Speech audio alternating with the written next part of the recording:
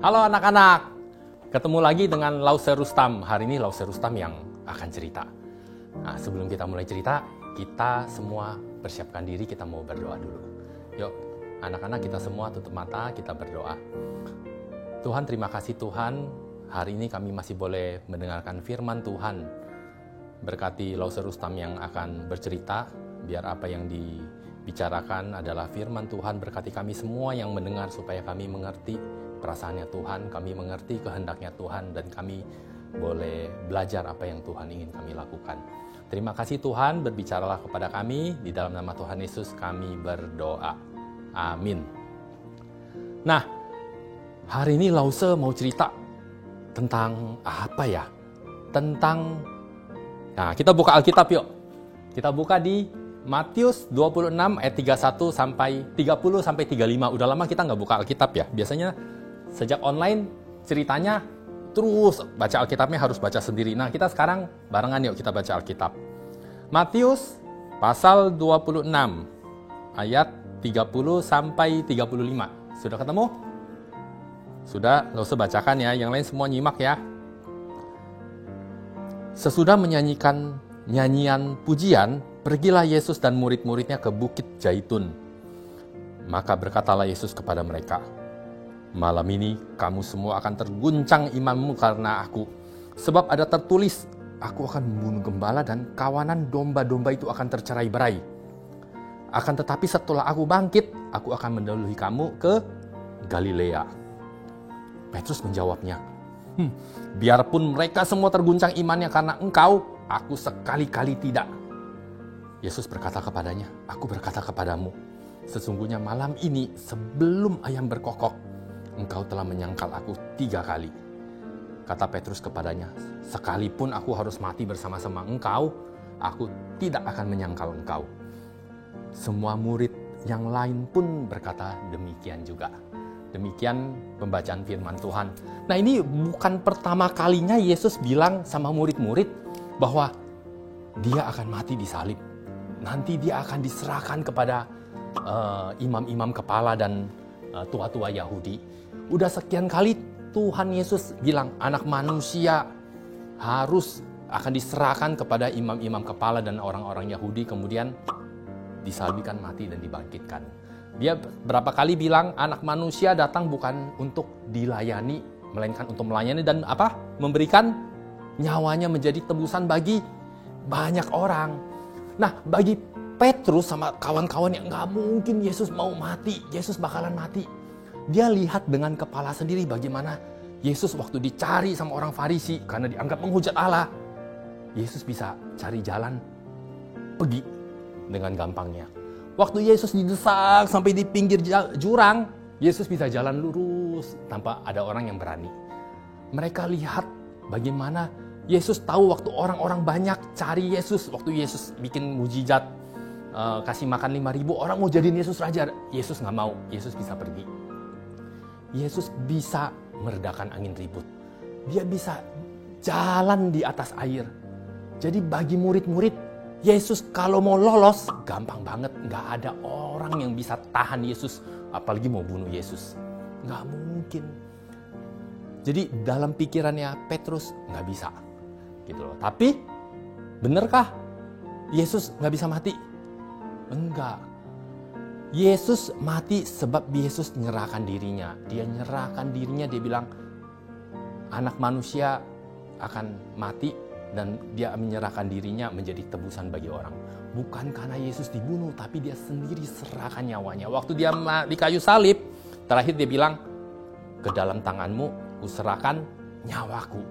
Itu Yesus yang serahkan. Kalau Yesus nggak mau, Yesus nggak akan mati. Yesus bilang, "Aku berkuasa memberikan nyawaku, tapi aku berkuasa juga ngambilnya kembali. Tidak ada seorang pun yang bisa merebutnya dari aku." Nah, itu Yesus sendiri yang punya kuasa. Maka waktu Yesus bilang, "Malam ini kamu semua akan terguncang," iman Petrus nggak percaya. Nggak mungkin. Dan Petrus bilang, "Kalau semua terguncang, aku nggak bisa." Wah, Petrus tuh pedenya minta ampun. Dia ngerasa imannya lebih besar. Dia lebih berani, dia lebih hebat daripada mengasihi Tuhan, lebih daripada teman-temannya. Itu sebabnya nanti satu saat nih ke depan gitu ya, Yesus nanti akan ketemu lagi waktu dia mati, dia bangkit, ketemu lagi sama Petrus. Yesus pernah tanya Petrus, apakah kamu ngasihi aku? Yesus tanyanya ke Petrus itu begini, apakah kamu ngasihi aku lebih daripada teman-temanmu ini ngasihin Yesus, ngasihin aku? Yesus nggak bilang, apakah kamu ngasihi aku lebih dari kamu ngasihi dia? Bukan, Yesus bilang, apakah kamu ngasihi aku lebih dari orang-orang ini? Petrus nggak berani jawab. Petrus cuma bilang, aku ngasihi kamu Tuhan. Dia nggak berani sombongin diri, dia nggak berani ngomong, aku ngasihi kamu lebih dari segala-galanya. Dia cuma pakai kasih yang terbatas, yang sesuai yang dia bisa. Sampai 3 kali Yesus tanya, 3 kali Petrus jawab. Dan dia akhirnya sedih banget karena Yesus tanyakan berulang-ulang. Hari ini cerita itu nunjukin Petrus merasa dirinya lebih hebat, lebih beriman, lebih rohani dari teman-teman yang lain. Maka dia bilang, aku nggak akan nyangkal. Teman-teman yang lain nyangkal, aku nggak. Bahkan aku berani mati buat Yesus. Gitu ya. Bener nggak Petrus berani mati buat Yesus? Bener nggak Petrus nggak berani nyangkal? Nah, kita lihat ya. Setelah itu nggak lama, terus mereka sampai di bukit Getsemani. Di satu tempat namanya Getsemani, Taman Getsemani. Nah, terus Yesus berdoa. Dia ajak si Petrus, Yohanes, Yakobus ikut berdoa. Kamu ikut berdoa ya. Tapi mereka ketiduran. 3 kali Yesus berdoa. Dan sempat Yesus balik, mereka lihat udah tidur. Karena udah kecapean. Dan mereka tidur. Terus akhirnya setelah Yesus selesai berdoa di Taman Getsemani, nggak lama, tiba-tiba ada satu gerombolan. Wah, terang. Wah, rame. Apa itu? Wah, itu rupanya ada Yudas. Yudas Yudas muridnya Yesus salah satunya. Dia bawa itu orang-orang prajurit-prajurit tentang pengawal-pengawal dari orang imam-imam kepala dan mahkamah dari agama Yahudi. Mereka mau tangkap Yesus. Maka waktu mereka mau datang, terus habis itu mereka, mana Yesus? Mana Yesus? Aku Yesus. Nah, Yesus sengaja nunjukin dirinya dia Yesus. Terus habis itu Yesus mau ditangkap. Yesus sempat bilang ke mereka bahwa apa? Aku lepasin murid-muridku. Jadi Yesus sengaja serahkan dirinya dan murid-muridnya suruh minta dibebaskan. Dan akhirnya singkat cerita Yesus ditangkap. Yesus ditangkap, bagi Petrus nggak masuk akal, bagi murid-murid Yohanes, Yakobus, bagi yang lain nggak mungkin. Masa Yesus sampai mau nyerahkan diri, Yesus ditangkap. Tapi Yesus sengaja. Yesus ditangkap, kemudian dibawa ke rumah Kayafas. Rumah Kayafas gede. Kayafas itu imam besar saat itu. Nah, di Kayafas itu ada satu gerbangnya gede, di dalamnya ada halamannya gede, di sono ada tempat. Nah, orang-orang semua malam itu biasanya sepi. Malam itu ramainya minta ampun. Sebab orang semua berkumpul. Mereka ngadakan rapat darurat. Dan orang-orang di luar semua pada kumpul. Diem-diem. Murid-murid yang tadinya kabur bercerai-berai. Terus mereka ada Petrus sama Yohanes. Nah itu mereka diem-diem ikutin kemana Yesus dibawa. Mereka sampai ke rumahnya Kayafas. Di sana Petrus lihat apa yang akan terjadi. Di rumah itu udah rame. Kalau di rumah imam besar, di rumahnya orang tua-tua, di tempatnya yang banyak berkumpul orang tua-tua agama Yahudi, itu namanya apa? Itu semua itu musuhnya Yesus. Semua pengen Yesus dihukum. Petrus ada di tengah-tengah, sendiri orang yang berbeda. Maka waktu Petrus sambil tunggu mau lihat ada apa ya, Yesus diapain kira-kira? Sambil dia ketakutan, sambil dia duduk di depan api unggun. Dia duduk, dia nunggu, tiba-tiba ada satu perempuan budak perempuan yang biasa jaga pintu gerbang. Terus habis itu dia bilang, lah ini kamu kan orang itu juga yang biasa sama-sama dia, Yesus. Gitu. Petrus langsung, waktu perempuan itu ngomong, langsung bayangin ya, itu di tempat itu semua orang-orang lagi bicarakan tentang Yesus, bicarakan bagaimana hukum Yesus, bicarakan tentang itu si penyesat, itu nabi yang palsu, itu ngajarnya nggak benar, itu dia menghujat Allah dan sebagainya. Saat itu waktu dia bilang, kamu kan termasuk orang itu yang biasa sama-sama Yesus. Petrus tuh langsung ngerasa, waduh, saat itu Yesus mau dihakimin, mau diadilin. Kalau dia jawab iya, maka dia bisa ikut kena tangkap. Petrus, aku nggak tahu yang kamu maksud. Maka Petrus bilang dia nggak tahu. Bukan. Karena Petrus dia rasa nggak nyaman, dia pindah agak keluar ke pintu gerbang. Di depan pintu gerbang itu Petrus di sana. Kemudian ada orang yang lihat lagi perempuan. Perempuan kalau lihat perempuan itu saat itu maksudnya kenapa ditanya sama perempuan aja Petrus bisa takut. Bukan ditanya sama orang yang punya jabatan, punya apa loh. Cuma ditanya sama budak perempuan yang Petrus udah langsung berasa takut dia nanti dihakimin, takut dia ditangkap juga. Waktu dia sampai di pintu gerbang, ditanya lagi, kamu kan juga orang yang itu kan? Yang biasanya sama Yesus, orang Nazaret. Petrus langsung bilang, bukan, saya nggak kenal. Sampai dia bersumpah-sumpah. Sejam kemudian, Petrus masih ada di depan pintu gerbang. Kemudian makin banyak orang yang datang, makin rame. Terus ada orang yang bilang, lah ini dia, ini yang biasa nih sama Yesus nih. Kamu kan tuh, lihat dari logat kamu ngomong, itu juga kamu orang Galilea. Orang Galilea sama orang Yerusalem beda ya. Orang Galilea itu punya logat yang beda. Kayak kita kalau tinggal di Jakarta sama ada orang Jawa. Orang Jawa kalau ngomong kan ada logatnya kan.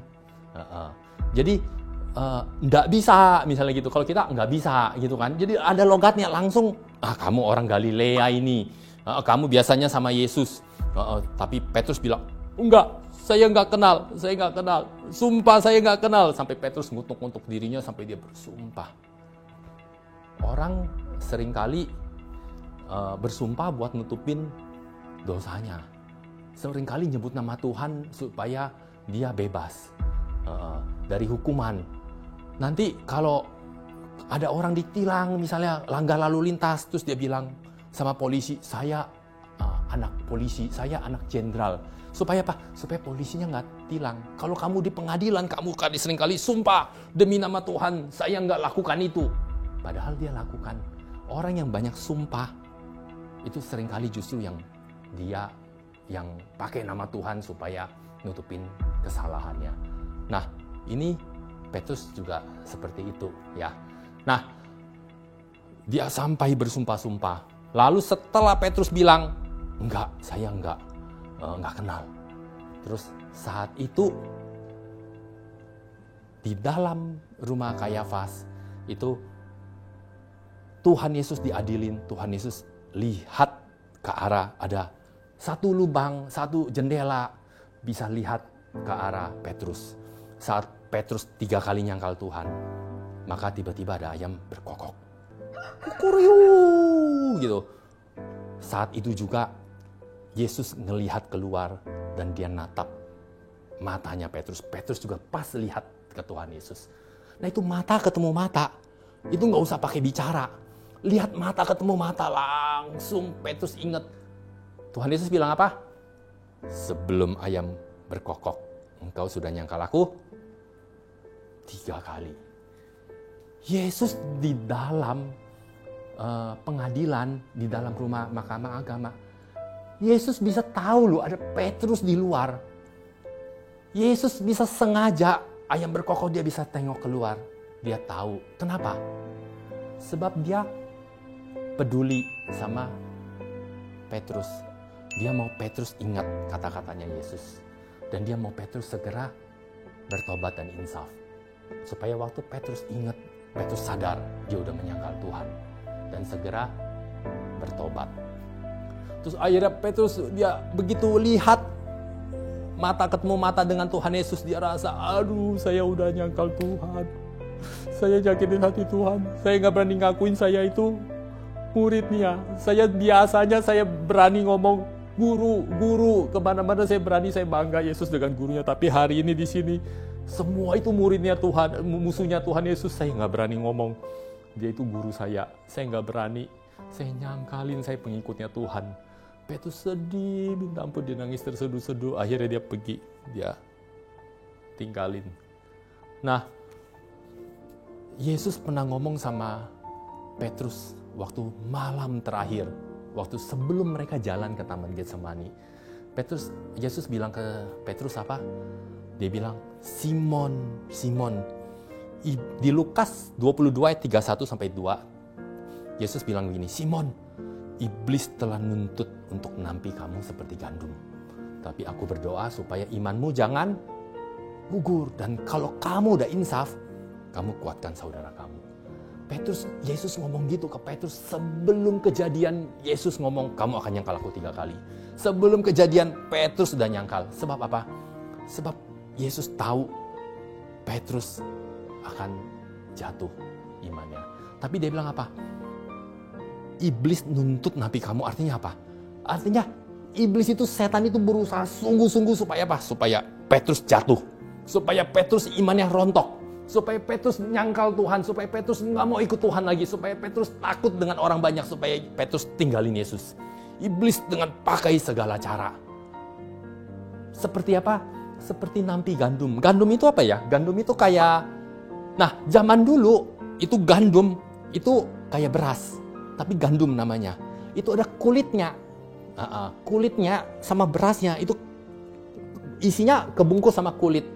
Kulit itu namanya apa ya? Langsung jadi lupa. Nah, ada kulitnya. Terus habis itu sekam, namanya sekam. Nah, kulitnya itu caranya lepasin kulitnya sama isinya gimana? Ya dia harus digerus sampai waktu gerus sekamnya atau kulitnya itu retak. Waktu retak, nanti dia bisa dicopot dari kulitnya. Itu kalau satu. Kalau semuanya banyak gimana? Maka dia akan digerus sedikit, habis itu taruh di tampan. Habis taruh di nampan, ditampi. Ditampi itu artinya dilempar ke atas.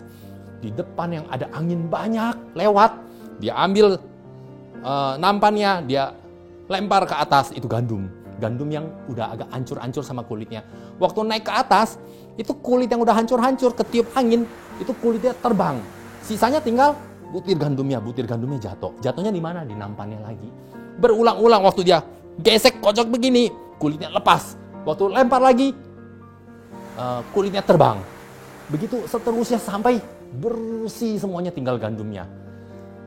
Yesus bilang, iblis nuntut kamu dan mau nyaring kamu seperti nyaring gandum sama sekamnya. Iblis berusaha sungguh-sungguh supaya Petrus imannya runtuh. Tapi Yesus tahu, Yesus peduli sama Petrus. Maka Yesus bilang apa? Aku telah berdoa supaya imanmu jangan gugur. Maka di saat itu waktu Petrus nyangkal Yesus, Yesus tahu Petrus ada di luar. Yesus langsung lihat ke matanya Petrus. Mereka ketemu dan itu Petrus langsung diingatkan dia nyangkal Yesus. Dan Yesus berusaha supaya apa? Supaya Petrus iman yang gak gugur. Yesus peduli banget sama Petrus. Dan nanti Petrus lama-lama insaf dan dia kuatkan saudara-saudaranya. Nah, ini peringatan keras buat Petrus ya. Petrus seringkali dia berasa terlalu percaya diri sehingga dia rasa dia mampu. Hari ini kita belajar 2 hal dari cerita ini. Yang satu, jangan pernah nyangkal Tuhan di depan orang lain. Jangan ngakuin Tuhan di muka umum. Tuhan bilang apa? Barang siapa yang malu mengakui aku juga malu mengakuinya di depan Bapakku. Nah, kalau kita ditanya orang nih, misalnya ya, agama kamu Kristen ya? Terus kita rasa karena kita di lingkungan yang bukan Kristen, kita malu-malu. Enggak deh, bukan gitu loh. Nah, bisa begitu loh. Karena kita akan ngalamin satu hal yang kita di lingkungan yang bukan Kristen. Atau kita pergi sama teman yang rata-rata bukan Kristen. Terus semuanya lagi mau jemakan. Kita sendiri yang berdoa. Yang lain doanya beda. Kita rasa aneh. Maka akhirnya kita rasa sungkan untuk doa. Atau kita lagi pergi makan di tempat umum. Yang rata-rata orang gak berdoa. Waktu kita mau doa kita gak enak. Kita kalau berdoa. Akhirnya kita gak doa atau doanya cepet-cepet. Nah, yang kasih kita makanan siapa? Yang kasih kita makanan itu Tuhan. Kalau Tuhan mau bikin supaya kamu nggak makan, Tuhan bisa bikin kamu nggak makan. Kalau kamu punya uang pun Tuhan bikin supaya restorannya nggak buka, kamu nggak akan dapat makan. Jadi kita berdoa karena kita mengucap syukur Tuhan kasih kita makanan. Bukan karena kita mau dilihat orang. Kita mengucap syukur sebab Tuhan baik sama kita. Dan jangan malu ngakuin Tuhan di depan orang. Gitu ya. Termasuk kalau kita misalnya satu kelas semuanya nyontek, kita sendiri yang nggak nyontek. Nggak usah pernah ngalamin hal yang seperti demikian. Mau nggak kita tetap nggak nyontek? Dan orang lain mau? Nggak mau. Kita tetap harus ngakuin bahwa kita anak Tuhan, kita nggak bisa nyontek. Itu yang pertama, jangan nyangkal Tuhan di depan umum. Yang kedua, kita jangan terlalu percaya diri. Jangan terlalu, merasa udah beriman, sudah lebih rohani. Akhirnya kita ngandalkan sendiri. Berhenti mengandalkan sendiri dan bersandar sama Tuhan. Mungkin kita kira kita rasa baik-baik aja. Oh, dari kecil udah Kristen, saya rajin doa, saya rajin sekolah minggu, papa mama saya aktivis, majelis, dan sebagainya. Enggak jadi jaminan kita lebih baik. Waktu kita sakit, apakah kita jadi ragukan Tuhan? Kita jadi percaya? Pertanyain Tuhan, kenapa kasih saya sakit Tuhan? Tuhan gak sayang lagi sama saya, kenapa saya sakit? Tuhan gak baik. Apakah kita jadi begitu? Kadang-kadang Tuhan kasih kita sakit justru supaya apa? Supaya kita, karena kita udah terlalu jauh sama Tuhan, supaya kita lebih dekat sama Tuhan. Tuhan kasih kita sakit supaya kita banyak waktu untuk lebih bersandar sama Dia, untuk berdoa sama Dia. Sehingga waktu sakitnya kita, tadinya kita udah jauh dari Tuhan, akhirnya kita jadi lebih dekat sama Tuhan.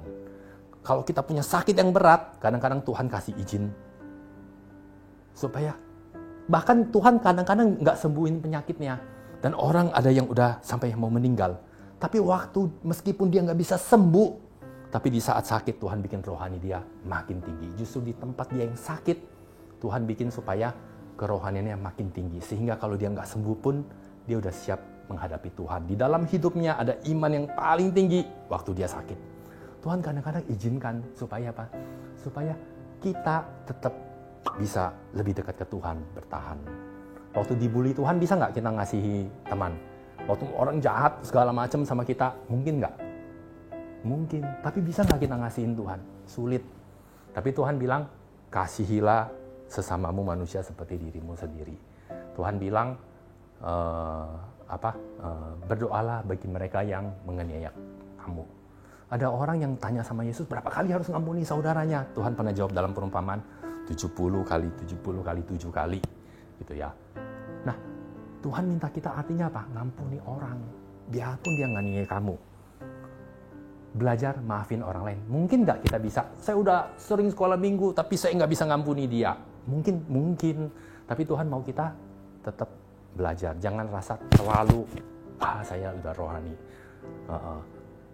Kalau kita sampai nggak bisa maafin orang yang bully kita atau maafin orang lain, dosa mau tanya, apakah darah Yesus yang udah mati nebus seluruh dosa kita yang begitu banyak nggak cukup buat kita ngampuni dosa orang lain yang salah sama kita sedikit? Seringkali kita tolerir sama kesalahan orang ya, karena lihat kakaknya atau mamanya, papanya atau siapanya. Kalau bukan karena kakakmu, ya udah saya bales kamu. Kakakmu baik banget sama saya. Kalau bukan karena mamamu, ya saya kenal. Ya, mamamu tuh sering kasih saya makanan. Mamamu tuh baik banget. Saya udah tuntut kamu. Kalau bukan karena papamu presiden atau papamu siapa yang orang baik, saya sudah jatuhkan kamu. Seringkali kita tuh lihat orang lain jadi nggak jadi bales.